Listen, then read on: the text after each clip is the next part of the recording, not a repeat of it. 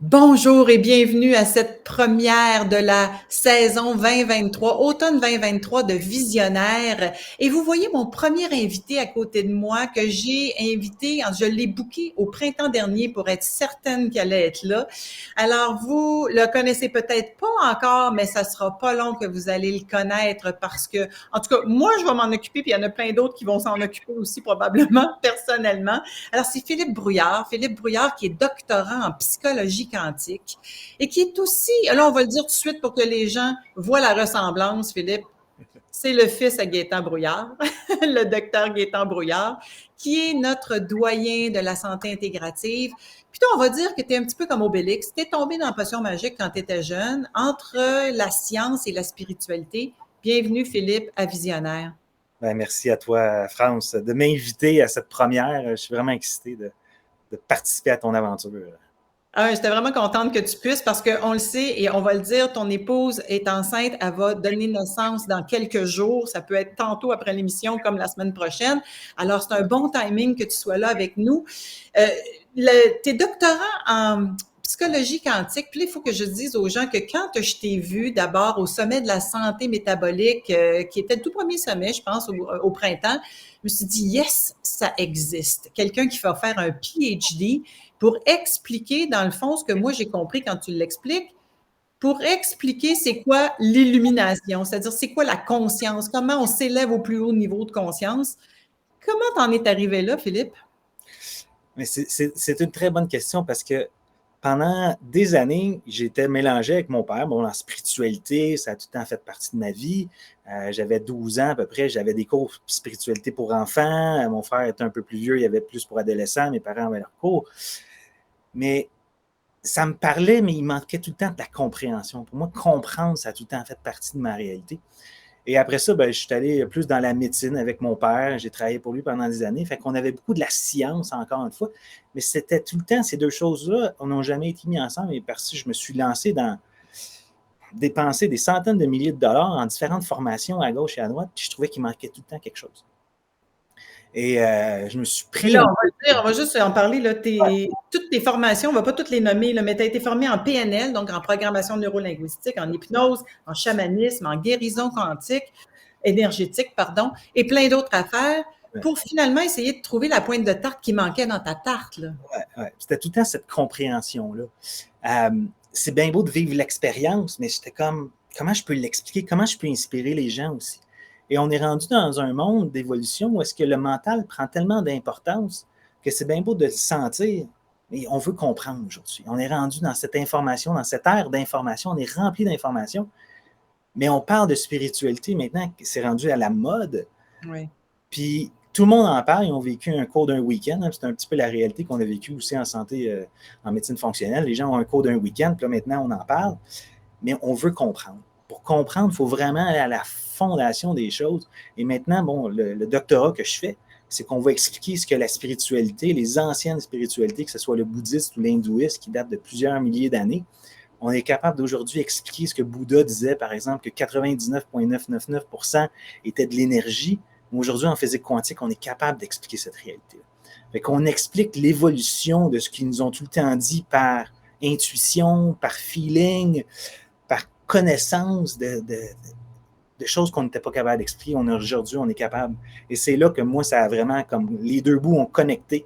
Et c'est comme j'ai été illuminé, on veut, dans le moment, puis vraiment, j'ai réalisé quelque chose de. Et c'est là que je me suis dit, il faut vraiment que j'enseigne ces choses-là. C'est absolument réjouissant. On en a parlé un petit peu avant l'entrevue. Moi, j'ai fait une série qui s'appelle Quand la physique rencontre la métaphysique avec une scientifique qui tripait sur la physique quantique, justement, où on expliquait tous les phénomènes que moi, je peux vivre avec l'ouverture de conscience, c'est-à-dire l'intuition, l'inspiration, les sensations, les perceptions, la connexion avec à peu près tout ce qui est invisible. Eh bien, on peut l'expliquer maintenant avec la physique quantique. Puis j'aimerais ça, pour le bénéfice des auditeurs, que tu nous expliques c'est quoi le quantique? Parce qu'il n'y a pas grand monde qui comprend c'est quoi le quantique. C'est rendu un mot à la mode. Il y a beaucoup de monde qui dit ah, ça c'est une technique quantique, et ainsi de suite. Mais c'est quoi en réalité? Le mot quantique, il vient de la plus petite particule qu'on n'est pas capable de diviser. Donc, c'est vraiment le petit du petit du petit. Là. Et L'infiniment petit. l'infiniment petit, tout à fait. Et à ce moment-là, ce qu'on s'est aperçu, c'est que dans l'infiniment petit, tout devient énergie. Et selon où est-ce qu'on va vouloir regarder, les choses vont commencer à changer vraiment selon comment on va penser. Donc, on pourrait dire aujourd'hui que le Attends, quantum... c'est très important ce que tu viens de dire là. Les Ouais, choses vont changer en fonction de notre regard. Alors, ce n'est pas notre réalité est toujours en fonction, elle se déploie, elle se manifeste en fonction de notre regard. Si on change notre regard, notre réalité va changer. ouais. C'est ça que tu es en train de dire. Sauf que c'est un gros bémol parce que c'est qui regarde, là, on s'en va dans une autre conversation, là, Oui. parce que les études sont tout le temps faites avec une personne qui regarde, mais quand il y en a deux, là, les études commencent à changer, les probabilités commencent à changer. Fait que ça, c'est tout un autre, mais ça, c'est quelque chose que les gens ne parlent pas. On parle tout le temps d'un observateur, mais on n'est pas un observateur sur la planète, mais c'est D'accord. un, mais c'est pas un, mais c'est... Donc, le quantique, c'est tout ce qui est énergie.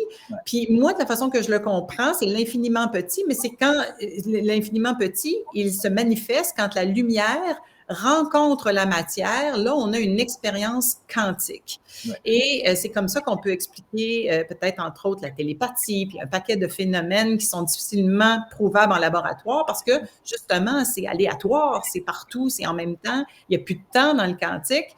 Alors, toi, comment tu fais pour utiliser, mettons, la notion du quantique, amener ça dans la psychologie, puis nous parler de comment on peut expliquer la conscience à partir de là? Fait que je vais essayer de garder ça simple parce qu'on n'a pas des heures ensemble, mais il y a plusieurs études qui ont commencé à être faites en laboratoire. Je peux en parler une qui a été faite ici au Mexique, parce que je suis ici au Mexique actuellement, c'est pour ça que je dis aussi au Mexique. Fait que ce qu'ils ont fait, c'est qu'ils ont pris des gens et fait que là, je vais l'amener au niveau personnel, parce qu'au début, ça a été fait plus avec des électrons, des choses comme ça, plus qu'est-ce qui se vit dans le monde quantique. Bon, là, on l'a amené chez l'humain. Fait qu'ils ont pris deux personnes, et ils y ont fait méditer ensemble. Et après ça, ils les ont séparés dans deux salles qui sont des salles où est-ce qu'il n'y a aucun signal qui peut passer. Il n'y a aucune longueur d'onde, aucune électricité, les chaleurs sont toutes contrôlées. Et ces deux gens-là qui ont médité ensemble, ils ont pris les électroencéphalogrammes, donc ils ont regardé comment le cerveau fonctionne. Et ils ont fait passer des lumières, des flashs de lumière, des flashs de son à une des personnes. Et là, ils regardent le cerveau et le cerveau réagit de la même façon à l'autre personne qui ne voit pas les sons et les lumières. Donc là, il y a quelque chose qui se passe et ça ne se passe pas juste avec un délai, ça se passe instantanément. Quand on dit que quantique, ça se passe, il n'y a pas d'espace-temps. Fait que là, le signal passe plus vite que la vitesse de la lumière, ce qui contredit ce que Einstein dit, mais là, dans le monde quantique, on n'est pas dans le monde matériel, dans le monde physique. Non, là, ça n'a plus rien à voir avec la théorie de la relativité, on est vraiment dans un autre monde. Tout à fait. Fait que là, à ce moment, ça se passe instantanément et ces deux personnes-là, vu qu'ils ont corrélé ensemble, ils ont médité ensemble, il y a cette connexion qui se passe qui est instantanément. Et si on prend l'autre groupe, qu'eux autres ont juste médité, ils n'ont pas médité ensemble et ont fait la même chose, il n'y a aucune réaction entre les deux personnes. Fait que déjà là, on voit qu'il y a une connexion. On pourrait parler d'intuition, on pourrait passer de l'information de la même façon. Et ça se passe instantanément, sans signal, ce qu'on va parler de la non-localité en physique quantique, spécifiquement. Donc là, à ce moment, on est capable de connecter. Mettons que moi, je suis au Mexique, toi, tu es au Québec. Ça pourrait se passer instantanément, sans signal, sans rien. Et c'est ça que la beauté du quantique, tout devient possible. C'est la physique des possibilités.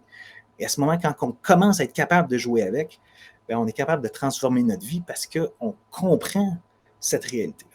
Écoute, je veux juste te dire, il y a 20 ans, j'animais une émission qui s'appelait Stupide Fille, où est-ce que j'avais fait une chronique parce que je venais de lire dans un magazine scientifique qui venait de prouver en laboratoire que le temps n'existait pas, justement en séparant comme ça deux électrons ou deux photons, je me souviens plus exactement des détails, mais ça prouvait hors de tout doute que là, ça ouvrait un champ de toutes les possibilités. Et là, on parle d'il y a 20 ans plus, 21 ans même. Ouais. Fait qu'aujourd'hui, un groupe de scientifiques comme Mario Beauregard, que tu connais peut-être, qui est neuroscientifique ici au Québec, et des gens en Arizona, puis un paquet de scientifiques qui sont dans une nouvelle théorie non matérialiste qui explique justement que la conscience, elle n'est pas localisée dans le cerveau. C'est ça le non local. Elle est partout, la conscience, en même temps, et vraiment aussi dans l'univers au complet. Oui, mais ce que tu expliques, c'est que le problème, c'est qu'on a tous été éduqués sur le monde newtonien. Le monde newtonien, c'est qu'on est tous de la matière, donc on est tous séparés. Et à ce moment-là, pour vivre, on doit tout le temps vivre selon un peu le mode la théorie de l'évolution de Darwin. C'est à propos de qui survit, c'est l'homme le plus fort. C'est ça. C'est de fit. Ça donne dans la dualité au lieu de l'unité. C'est ça. Fait qu'on est tout le temps dans cette dualité-là. Si on va dans le monde hindouiste, dans le monde hindouiste principalement, ils vont dire que tout est de la conscience. Donc, il expliquait déjà un peu ce monde d'unicité. Donc, on est toutes la même chose, on est toutes conscience. Et là, on devient dans ce monde de possibilités-là. Parce que du moment qu'on est séparés, à chaque fois que je fais quelque chose, c'est dans mon bénéfice à moi. Et à chaque fois qu'on est dans ce monde égoïste, un peu comme ce que j'expliquais dans le niveau 2 du bonheur, on devient égoïstique. Fait que c'est à propos de moi. C'est à propos de moi. Donc, on est séparés. Fait qu'il y a tout le temps une question d'échange. Fait que si je fais quelque chose pour toi, j'ai une attente. Mais du moment qu'on devient un, je fais l'expérience de ce que tu es en train de vivre. Donc, on est en train de jouir du bonheur ensemble. Donc, c'est de comment amener cette science dans notre évolution. Et les premières études ont été faites vraiment en 1982. Hein, mon année de naissance, c'est là que vraiment ça a changé. On était allé expliquer l'entrelancement quantique que Einstein avait soulevé, que pour lui, ça le bouffait. Il était complètement abasourdi. Il ne comprenait pas au début. C'est mind-blowing pour Einstein. Il dit « Spooky action of a distance ». Pour lui, ça faisait pas de sens. Et là, même en 2022, un Français a gagné le prix Nobel qui prouvait cette réalité-là. Donc, on est rendu à pas juste le dire, on est rendu à prouver la métaphysique aujourd'hui. Puis c'est vraiment, ça a été les plus grands scientifiques, autant d'Einstein, que ce soit Heisenberg ou que ce soit ces choses-là, qui ont amené, beaucoup de ces gens-là ont même été lauréats et gagnants de prix Nobel. Fait qu'on est, on est vraiment dans un air magnifique aujourd'hui d'avoir toute cette possibilité de connaissance. Comme Mario Brodeur, mon professeur, en parle constamment. Je ne l'ai pas rencontré malheureusement. J'aurais aimé être au Salon de l'éveil qui était là. On va t'arranger ça si tu veux. Donc, je sais qu'il est souvent en Arizona. Fait que quand il est au Québec, je ne sais pas. Mais bon. Il est souvent au Québec, on va t'arranger ça. Mais bref, alors le quantique, ce que ça nous permet de comprendre. Puis là, c'est ça où j'aimerais que tu m'amènes dans ton échelle vers l'illumination à travers le quantique, là, parce que moi, c'était la première fois quand je t'ai entendu en conférence que j'entendais quelqu'un essayer d'expliquer de façon scientifique comment on atteint la grande maîtrise, la sagesse des grands maîtres réalisés, en fait, ce qu'on appelle finalement l'illumination, là, qui est un concept complètement ésotérique pour bien du monde parce qu'on ne l'a pas vécu personne, mais il y a des étapes vers ça. Puis comment est-ce que la compréhension du quantique peut nous amener là? Donc, ça a commencé un peu avec Maslow, hein, Abraham Maslow, un grand psychologue. Alors, l'échelle de Maslow, il faudrait que tu l'expliques. L'échelle de Maslow, à la base, c'est... Ben, je ne parle pas nécessairement de l'échelle de Maslow, ça a été le premier qui a amené comme un peu une échelle du bonheur. Il parlait qu'il y avait 3 niveaux. Il y avait le côté pathologique, donc les gens avec problèmes, après ça, les gens normaux, puis après ça, les gens qui étaient plus dans le positif en réalité. Mais ça reste très, très limitant. C'est soit que tu es bien, soit que tu n'es pas bien, ou soit que ça va comme ci, comme ça. T'sais. Et j'ai mon professeur doctorat, Dr Amit Goswami, qui est une sommité de ce monde-là, de la spiritualité et de la physique quantique. Et lui est allé à vraiment comprendre que le bonheur fait partie de notre évolution. Et si on regarde la plupart de toutes les grandes spiritualités, que ce soit même au niveau chamaniste, ont tout le temps dit que ce soit la joie, le bonheur, c'est l'objectif final de notre évolution, de notre vie, de nos vies ou de nos réincarnations, et ainsi de suite. Fait qu'il a défini l'échelle avec 6 niveaux, on pourrait dire, parce que le niveau 0 est les gens qui sont vraiment au niveau psychiatrique. Ils ont vraiment des gros problèmes psychiatriques. Fait qu'on va dire que c'est des gens qui ont 0, fait qu'ils n'ont pas la capacité d'avoir du bonheur. Et là, je parle de bonheur, mais il faudrait peut-être que j'explique un peu c'est quoi le bonheur, parce que pour beaucoup de gens, on a une définition très différente du bonheur. Le bonheur n'est pas le plaisir. Et on confond complètement les deux, et même si on regarde les définitions, les dictionnaires nous disent que c'est pas mal la même chose. Le plaisir, on peut parler d'une joie profonde et permanente. C'est ça le bonheur. Je veux dire, c'est un réel bonheur intérieur qu'on fait l'expérience. Donc, on n'a pas besoin de quelque chose d'extérieur versus le plaisir est tout le temps à propos d'avoir quelque chose et stimulé par un livre peut être un plaisir aussi ou peut être un bonheur, tout dépendant. Le livre est quand même dans une zone grise, tout dépendant de l'objectif.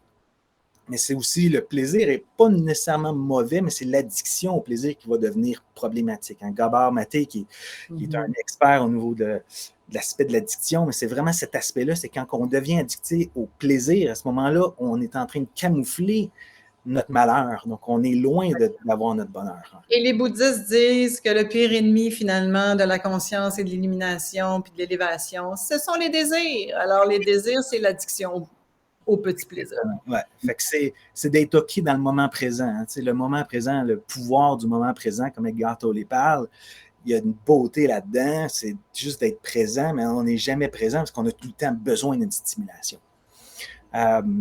Fait que si on veut évoluer, on veut augmenter notre conscience, puis si on y va avec le bouddhisme, le poison numéro 1, c'est l'ignorance. C'est le manque de connaissance face à la réalité dans laquelle on vit. Fait que plus qu'on amène cette expansion de conscience-là, plus qu'on va passer du niveau 0 au niveau 1, puis ça, c'est la plus grande marche dans un sens, si on veut. Au niveau 0, niveau 1, on tombe en psychose. Fait que c'est les gens qui ont tendance à être narcissiques vraiment beaucoup, qui sont beaucoup dans le négatif. Ils vont toucher un peu au plaisir, au bonheur, mais c'est vraiment sous forme de plaisir principalement. C'est des gens qui vont avoir besoin d'un psychiatre, psychologue principalement. C'est des gens qui vont avoir beaucoup plus de problématiques dans leur vie. Et après ça, ça va au niveau 2. Hein, c'est un peu le dernier best-seller de Gabor Maté, c'est le mythe d'être normal. C'est ça, c'est le niveau 2, c'est la normalité. Et souvent, on ne se voit pas à ce niveau-là, parce qu'on manque de présence et de conscience. Peut-être que la pleine conscience a beaucoup d'importance, parce qu'on est souvent déconnecté de notre réalité. Et le niveau 2, on le définit sur 3 niveaux. La première, c'est on est vraiment centré sur nous-mêmes. Fait que quand on veut quelque chose, on va faire quelque chose à quelqu'un pour l'avoir. On va donner de l'amour à quelqu'un pour recevoir de l'amour. Mais c'est souvent très subtil. Et c'est quand on commence à regarder dans mon cours que j'ai enseigné, on est allé avec à peu près 100 différents exemples. Et là, les gens, oh, j'avais pas vu ça de moi, j'avais pas vu ça de moi. Et souvent, ça ne nous apparaît pas de cette façon-là. Là, on va dire aux gens tout de suite que le cours que tu as enseigné est juste en anglais pour l'instant, mais il sera disponible au printemps l'année prochaine en français. On va y revenir à ce moment-là. Ouais. Et juste une raison, je suis principalement francophone, mais mon doctorat est en anglais, donc tout mon processus de recherche doit être fait en anglais parce que je vais avoir les cheveux blancs dans pas long. Je comprends. Alors, au niveau 3, donc la normalité. Je finis au niveau 2, la normalité. Le premier, c'est l'aspect égocentrique. Le deuxième, c'est l'aspect négatif. On est beaucoup négatif dans notre vie. C'est les émotions négatives qui nous dominent et sont là pour une raison. Parce qu'on a besoin de survivre dans la vie. Fait que si on n'avait pas eu cet aspect de s'il y a un danger, il faut que je réagisse rapidement, il y a beaucoup de monde qui serait mort, mais aujourd'hui, dans notre cerveau, qui est encore très, très présent, et on va dire que cet aspect négatif, c'est comme du velcro, et l'aspect positif, c'est comme du téflon, ça fait juste glisser. Fait qu'il faut commencer à changer notre perspective de comment on voit la vie, d'amener beaucoup plus de positif. Mais souvent, on dit « moi, je ne suis pas très positif », puis là, tu reparles à tes amis, puis ils sont « lui, il est toujours négatif ». On ne se voit souvent pas encore. C'est la plus grande problématique à ce niveau-là. Au niveau 2, c'est d'être présent à notre réalité. Et le troisième point, c'est le plaisir qui est constamment dominé. Et on est dans un environnement qu'on est bombardé par les corporations, les gouvernements, ces choses-là, puis qu'on vit dans ce monde matériel. Toutes les hormones du plaisir, notamment nos petits appareils qui nous stimulent la dopamine à temps plein. Ouais. N'est-ce pas?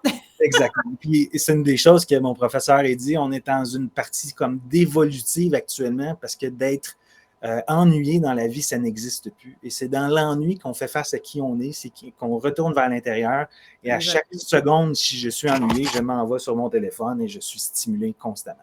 Donc, tu as dit une période involutive. On régresse présentement. On se fie à notre... c'est ça. Moi, j'appelle ça nos maladies mentales collectives. Là. Nos maladies mentales collectives là, qui font en sorte qu'on est constamment dans le fear of missing out, là, le FOMO.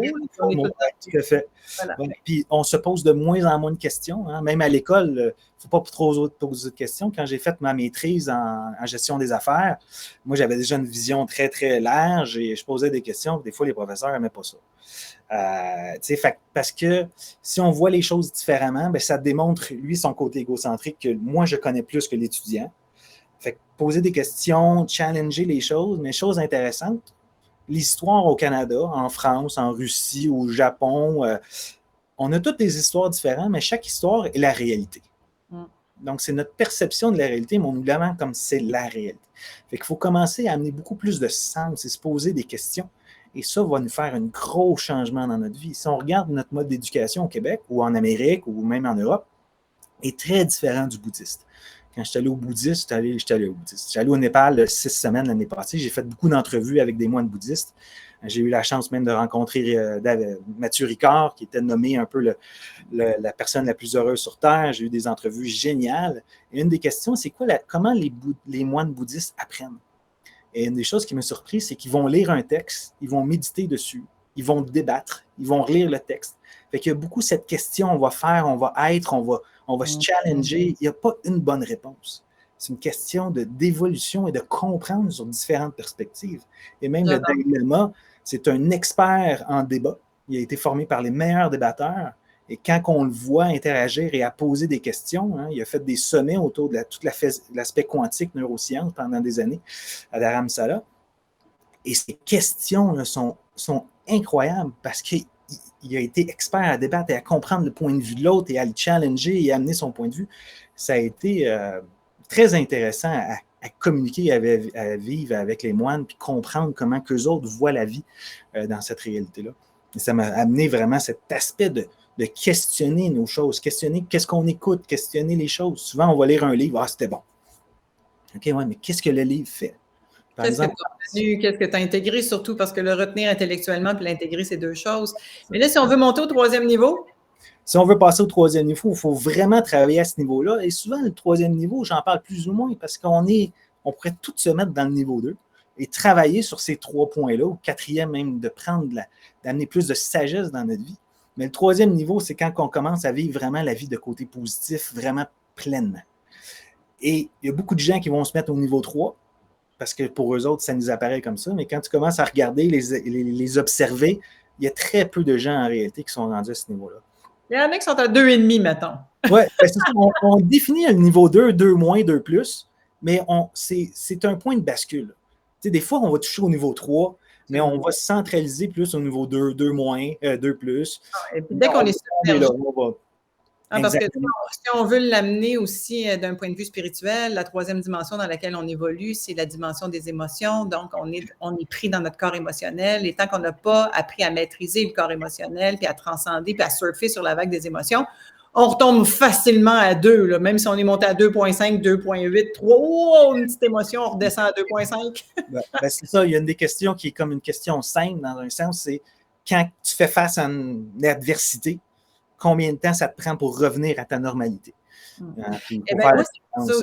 C'est comme ça que j'explique l'évolution dans mes ateliers depuis des années de temps. Je disais, avant ça pourrait me prendre 3 ans là, pour un événement. Puis là, ça peut prendre 3 jours, mais des fois, c'est 3 heures. Puis quand je suis à 3 heures, je me dis, voici comment moi, j'explique mon évolution. C'est-à-dire que je ne reste plus là-dedans. J'avance, puis je continue, puis je laisse en arrière ce qui doit rester en arrière. Exactement.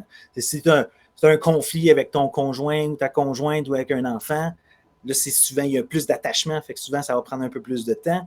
Mais c'est maintenant, si tu évolues, ça devrait prendre de moins en moins de temps. Quand je posais la question aux moines, eux autres, c'était tout le temps quasiment une minute, puis ça faisait partie de leur réalité, puis ils décrochaient. T'sais. Mais ils sont entraînés, ils vivent que là-dedans, ils vivent dans le monastère. Fait que, mais c'est pas notre réalité. Si on les amènerait dans la réalité de tous les jours, là, ça serait peut-être différent. Peut-être qu'eux autres aussi, ça crée dans le trafic, on ne sait pas. Exactement. Exactement. C'est deux choses. Hein. Des fois, des gens dans mon cours, ils me disent tu veux dire qu'il faudrait aller vivre dans une caverne? Dans une caverne, c'est pas la réalité. Donc, c'est vraiment dans l'action que ça se passe. Hein. Tu as la différence. Je médite sur ma chaise, dans un environnement parfait, il n'y a pas de distraction, ces choses-là, c'est facile de retourner au calme. Mais c'est quand tu t'en vas en plein centre-ville de New York, par exemple, à Times Square, où est-ce que du bruit, des lumières, le ci, le ça, puis tu es capable de rester calme. Là, tu as maîtrisé davantage qu'est-ce que tu fais. Voilà. Et ça, c'est le but en fait, la grande maîtrise.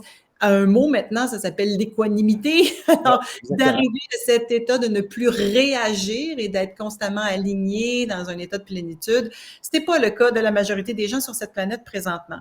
Mais si on veut utiliser, parce que là, on va finir avec ça, comment on fait pour utiliser ce que tu comprends de tout ça pour l'amener dans notre vie de tous les jours, puis nous amener à s'élever en conscience, puis élargir notre champ de conscience? Fait que la première chose que je dirais, une des premières choses que j'explique, c'est qu'il faut commencer à changer comment on voit le monde. En anglais, on dit le worldview, notre vision du monde.